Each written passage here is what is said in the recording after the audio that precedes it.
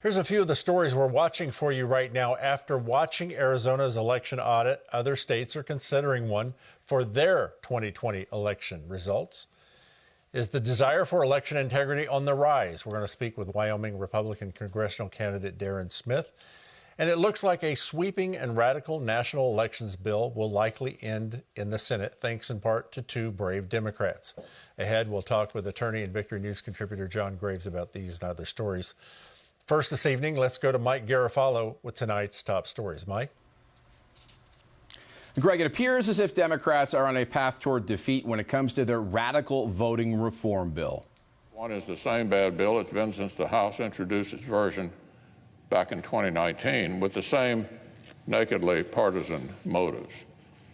But ever since Democrats got the election outcome they wanted last fall, we've watched our colleagues actually update the rationale for their latest partisan power grab. States must be stopped from exercising control over their own election laws. Democrats have pitched their massive change in how voting would take place in this country as a necessary measure to counter the election integrity bills passed by numerous Republican-controlled state legislatures. Republicans have referred to the Democrat bill as nothing more than a partisan power grab. Now, the bill would strip away the power of the state to run elections, it would mandate ballot harvesting, and it would nullify voter ID laws. And now reports indicate that if the voting bill fails, Democrats will shift their focus to attempting to eliminate the filibuster. And as Democrats in Congress look to push through what's known as S1 and H.R. 1, in many ways eliminating the voter ID requirement, a new poll shows Americans, well, they're just not on board. According to a new Monmouth University poll, Americans overwhelmingly support the requirement of showing an ID in order to be allowed to vote. The poll found 80% of Americans say they support a voter ID requirement, while just 18% are opposed. In fact, more non-white voters, 84%, support a voter ID requirement than do white voters at 77%. A debate over the Pledge of Allegiance caused an uproar for one Colorado community. Shane Furman, the mayor of Silverton, stated at a trustee meeting last week that the Pledge of Allegiance will no longer be recited due to direct and indirect threats. Despite the mayor's request, one of the trustees immediately challenged that mayor's decision and questioned whether the mayor had the power to call for such a ruling. Take a look. Will not be doing the Pledge of Allegiance during Town of Silverton Board of Trustee meetings, and it's removed from agendas and/or protocols until such time that we can discuss this at a board retreat or workshop. We already discussed this as a board. Any other unilateral decisions we need to know about? If you'd like to find somewhere in the code that does not permit me to do this, then I welcome that discussion at our next meeting. Yes, but it's just been done for a long time. I understand. We all took an oath. And we as a board collectively decided it would be done. This is not up for discussion at this moment, but if you'd like to add it to the next agenda, we can do that. Thank you. You are welcome. After the heated confrontation, several board members and people in attendance decided to stand up and recite the Pledge of Allegiance anyway. And during the public comment phase of the meeting, the mayor, disturbed by the attendees' actions, went on to say they were out of order, and if something like that happened again, people would soon be asked to leave. Greg, back to you. I got a feeling he's going to see that at every public comment section of their meetings. What really happened when it came to signature verification of ballots in Maricopa County, Arizona? As the Western Center is reporting, according to Ken Bennett, the Senate liaison to the election audit, county election workers told auditors that the signature verification standards for mail-in ballots were high at the very beginning of the counting that night, but they were drastically lowered before it was all said and done. They were completely then done away with. According to the report, county election officials have denied the allegations. As the Journal reports, election officials were initially looking for 20 points of verification and signatures as they reviewed absentee ballots. But when they got behind, the county workers were supposedly told drop from 20 points of verification down to 10, then down to 5, then down to 1. And then, according to Bennett, workers dropped the signature verification altogether and even let ballots through that had no signature at all. Bennett says if that is true, it would be a terrible failure. Audit workers are going to check out the mail-in ballots to see if there's any validity to those workers' claims. Wyoming Congresswoman Liz Cheney was in the news recently when she said she was removed from the GOP leadership for her continued opposition to all things Trump. Joining us now is Darin Smith, a Wyoming attorney who's running to win Cheney's seat in the U.S. House of Representatives. Mr. Smith, you want to go to Washington? It's my privilege to be here. Thank you for being with us. Why did you decide you wanted? Why did you decide you wanted to run for Congress? Well, let me tell you this. The Constitution guarantees due process to every American citizen, especially the President of the United States. But if they can do away with the president's due process, and trust me, they can do away with yours. And so we jumped in this race because we're going to fight for what's right. We're going to take this country back because resistance to tyranny is obedience to God. And we want to export Wyoming and Texas and the flyover center values to Washington, and not the other way around this time. I'll just say one more thing. Ronald Reagan used to say that the day that we're no longer one nation under God is the day we're one nation gone under, and our nation is a tipping point, and we have to fight for this nation. That's absolutely true. I want to ask you, the federal government, you're hearing a lot of complaints from farmers and ranchers. We hear it here in Texas, loan forgiveness for people of color rather than white people. Would be a big thing with farmers and ranchers and the restrictions placed upon them in the state of Wyoming. How can you handle that? Well, you know, if government overreach is the disease, then we, the people in the Flyover Center, are the cure. We know that that equal rights for everybody are super important, and you just can't go and discriminate in terms of how you give those resources from the federal government. But I got a great idea for growth, a great idea to prosper our economy. Get the government out of the way. We have 35,000 attorneys in the bureaucracy in D.C. that need to go. That they have a better chance of getting struck by lightning than they do of losing their jobs, and most of them just push paper. So let's start there. Perfect. There are a lot of people from Wyoming that watch Victory News each week, and I'm glad that they get a chance to hear you tonight. Over 60% of the Democrats in that poll that we cited a while ago support voter ID. Yet the federal government right now, the Senate Democrats, are trying to push through this horrible federalizing of our elections, which the Constitution says, you're an attorney, has to be done at the state level. How do you combat that? Right. Well, what we need to do is, first of all, we have to have audits on the election that took place on November 3rd. I'm a licensed attorney, and I can tell you that there is enough circumstantial evidence to we could put a murder on death row with less circumstantial evidence than we could to prove there was serious fraud in this election. So let's start there. But also, you talk about H.R. 1, which is a disaster. What it does is it legalizes every form of major voter fraud that's out there, including no signature verifications, no chain of custody in ballots. Now, think of this. If you have no chain of custody in a ballot, that means that I can take your ballot. I can, like what happened in California 2 years ago, where it's called ballot harvesting. It's legal now. Is the Soros groups hired every leftist at Berkeley, or a bunch of leftists, and they walked through every trailer park, apartment complex, and old folks home in the conservative districts of California, and they turned these ballots in and overturned some key seats for the Democrats. Right. And that's what will happen nationwide if this bill goes through. Right. And I don't even know if it's constitutional because the states are supposed to set their elections. Correct. Darin Smith, I want to ask you one other question. How do we know that you won't go to Washington, D.C. and get swallowed up by the swamp? How will you stay above it? I'll tell you what. You know what? I'm a fourth-generation Wyomingite. I don't plan on staying there. The most I will do is 5 terms. I actually ran against Liz Cheney in 2016, and we gave her a run for her money. I didn't know that the system was completely corrupt. We got outspent 40-1, and we only lost by 23,000 votes. We received a lot more votes per dollar spent, massively, than anybody else in the race. And we're going to go back there, and we're going to keep our family values. I'm a member of the faith tribe here at Victory News, and we'll just that's what we're going to do. I have a good track record, and by the way, so that also separates me, right? I actually am from Wyoming, right? And I actually care about the values and what happens in that community. I have a vested interest, and so yeah, we're gonna as far as the corruption in D.C., I'll be a member of the Freedom Caucus, which I think most people that are involved in politics understand that the Freedom Caucus is probably the key to turning the Congressional, the U.S. Congress back. And think of it like the beaches of Normandy. In 2022, it's essential that people like me go back there, that we get elected, and that we get rid of the rhinos like Liz Cheney and those that would violate the constitutional rights of the people of Wyoming. We're always talking about people stepping up and wanting to change things. And thank you for getting in the race, and thank you for being part of that. Smith4Wyoming.com was the website. Darin Smith, Godspeed. Mr. Smith. Yeah, Mr. Smith goes to Washington.com is a place they can reach us. And let's take this country back. Every dollar counts. So even just a dollar, just show us grassroots support.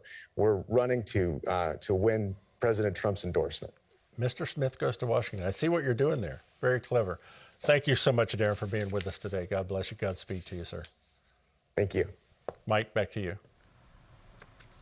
Greg, Arkansas Senator Tom Cotton did not mince words in his latest swipe at NIH Director Dr. Anthony Fauci. Fauci is not acting as a scientist or a doctor anymore. He's acting as a Democratic Party activist in a white lab coat. Why doesn't he tell us what science, what data backs up the Biden administration's stupid mask mandate for airports and airplanes? I mean, are you more likely to get the coronavirus in an airport than you are a shopping mall or an airplane with its massive filtration systems? Is it really necessary to kick off a family with an autistic child who can't wear a mask peacefully for an entire airplane? Does Dr. Fauci have evidence to support that from the data and the science? I mean, we shouldn't allow Tony Fauci and Facebook to determine what we can and cannot say about this virus, because from the beginning, he's been giving politicized advice. Cotton, a Republican, accused Fauci of not having the evidence to support Biden's airport mask mandates based on data and science. The senator's slam comes after Fauci said in a New York Times podcast airing Monday that his family has been threatened and he is working to deal with the craziness of the attacks being made against him. And House Minority Leader Kevin McCarthy is calling on President Biden to release any and all intelligence information regarding the origin of COVID-19. If China lied to the rest of the world, why should the world reward them? The World Health Organization, it shouldn't get funding from America. It should be restructured. But one of the first things President Biden did was send them more than $240 million with no strings attached. We cannot get to the origin of this by listening to China or the World Health Organizations.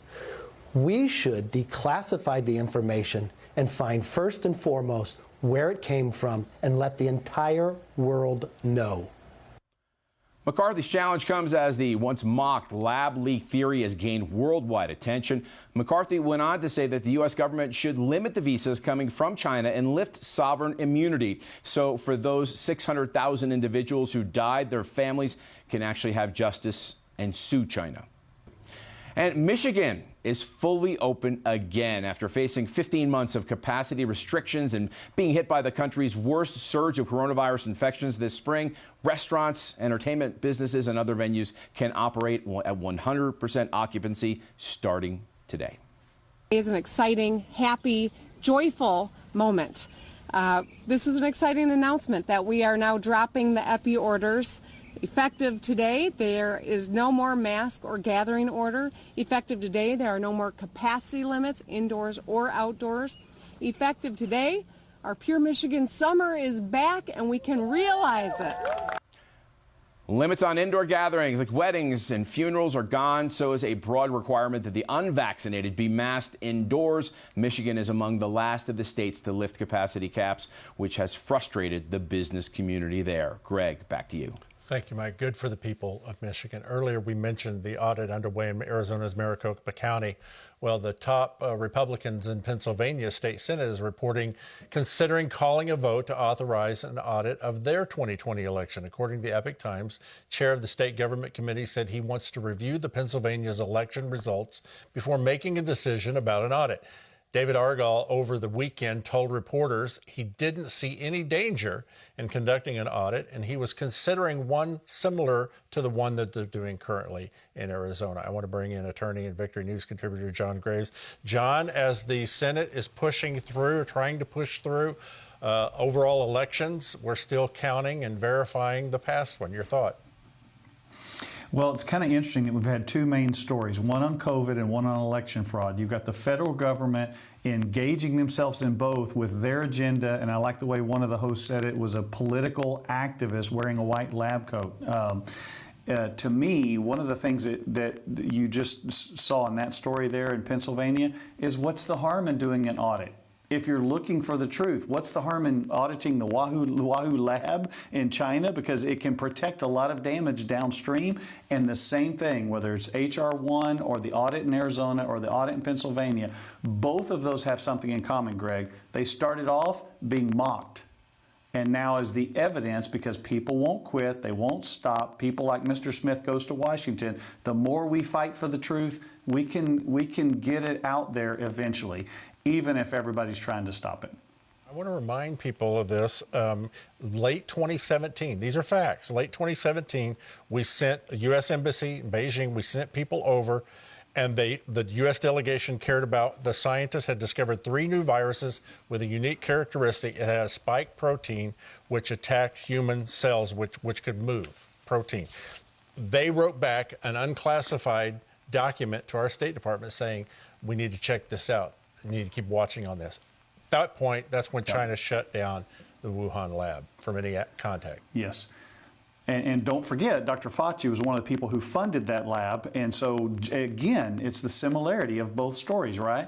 So what was happening with the fraud? People have been complaining about it. As Mr. Smith goes to Washington just said, people are complaining about this in California in 2018. It was on steroids in 2020. There's no doubt it was out there. And now the issue is we have to investigate it. A lot of people call it ballot harvesting. I prefer to call it ballot trafficking because it's illegal. It's a corrupt organization. It's a voter fraud cartel, and it's illegal votes that are all out there, and we need to stop it. And so there's a battle going on between the people who will rise up and fight for honest, fair elections, over 80% of the people, as we cited in the Monmouth poll, but then there's an agenda on the left to hold the power that they've gotten, even if they didn't get it, with fair and free and honest and transparent and secure elections. Okay, real quick, 30 seconds. What about this Silverton, Colorado? The little mayor there decided no Pledge of Allegiance. I'm telling you, everybody's time that they have to talk, they're going to do the Pledge of Allegiance. And here's the thing, Greg, I love it. And the theme in every one of these stories is stand up and speak up and don't give up. Just because somebody says we're not going to do that anymore, say, well, actually, we are going to do that anymore. We're going to say a Pledge of Allegiance to God and to this nation, and in that order. Mike, back to you. Greg, European Union foreign ministers were meeting in Luxembourg today to debate a controversial law passed recently in Hungary. Described as discriminatory against LGBT people, the law prevents children under the age of 18 from seeking counsel and guidance regarding their sexual orientation. The law protects the children in a way that it makes as an exclusive right of the parents to educate their kids regarding sexual orientation until the age of 18. So this law doesn't say anything about sexual orientation of adults. Doesn't say anything about it. It only says that as long as the kids are under the age of 18, the education of theirs regarding sexual orientation is the exclusive right of the parents. Hungary's National Assembly approved the bill against sharing LGBT content with minors in a 157-1 vote last week. One independent lawmaker voted against it, and all other opposition parties boycotted the voting session in protest. Greg, back to you. Isn't that interesting? I want to bring John Graves in. John, our final discussion here. I find it very interesting to look at a former Soviet bloc country, Hungary, and their vote about training children in LGBTQ, 157-1 vote. John? And here's the crazy thing. It was so commonsensical. Common sense is not so common sense anymore. It's not so common anymore. It's literally saying the parents are the ones that should educate their children, not the government, not the state, which is a religion. You're going to see this. I predict this more and more and more. You're going to see people making the clear argument that what's happening of socialism, secularism, Marxism, that is a world religion, and they're trying to document that world religion from the government, which is a violation of the First Amendment. And I think you're going to see that becoming the new thing, and you see people standing up saying, no, the parents are the ones that are going to educate their children. You know, it's very interesting you said that, and I've been noticing it. You know, when you do the news, you get to see, before they go live, you get to see the camera footage and the pool footage and all. And I remember watching President Biden with other world leaders in Europe, all of them vaccinated. And before the cameras went live, they all have their mask on. They're all talking to one another. And right before they go live, they all mask up. And I realized, why are they doing this? And I realized it's the optics because it's a religion. That's it. You're absolutely That's right. it. John? It's the image. And think about the word ballot harvesting. Harvesting is a good thing. Harvesting is a biblical concept where you're bringing in the fruit, bringing in, the bounty of your work. It's not vote harvesting to cheat. That's vote trafficking. That's voter cartels is what that is. And so, to me, what it reminds me of is we have to be like all the people. You saw somebody stand up in a city council board. You see Darin Smith running for Congress. We talked about millionvoices.org, people going there and signing up. People, if they stand up, if you use your voice, that's what the church is supposed to do. We're supposed to be the ones to influence. But too many times we see the impressions, we hear the words, we see the images, and we say, oh, we better fall in line like cattle. And we don't need to if it's not true. We need to do it in winsomeness and in grace, but we need to hold on to truth, and we need to get it out there so other people can be free. Yeah, the last 20 seconds here, John, I was just thinking of this verse, and it slipped me the reference of where it is. It talked about true religion, and it talked about taking care of the widows, undefiled, widows and orphans. Yes. It's in the book of James. That's right. Thank you very much. Yes. Look that one up. That's your homework. Right.